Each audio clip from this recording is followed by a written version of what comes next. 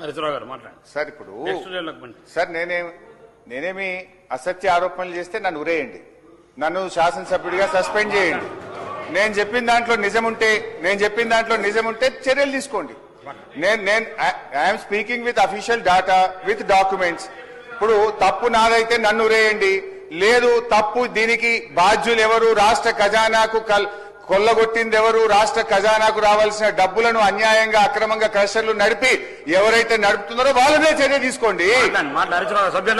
అధ్యక్ష, నేను ఆవేదనతో చెప్తున్నా అధ్యక్ష, నా సహచర శాసనసభ్యుడు పటాన్చెరు ఎమ్మెల్యే మహిపాల్ రెడ్డి గారి తమ్ముడు, నా తమ్ముడు లాంటి వాడు.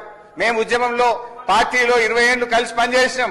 ఆ మహిపాల్ రెడ్డి గారి స్టోన్ క్రషర్ లో చిన్న తప్పు జరిగిందని రాత్రికి రాత్రి అరెస్ట్ చేసి 1 నెల రోజులు మా మహిపాల్ రెడ్డి ఎమ్మెల్యే గారు తమ్ముడిని జైల్లో పెట్టారే. ప్రతిపక్షానికి ఒక న్యాయం, అధికార పక్షానికి ఒక న్యాయం ఉంటుందా? సార్ అధ్యక్ష, సార్ ఐ నాట్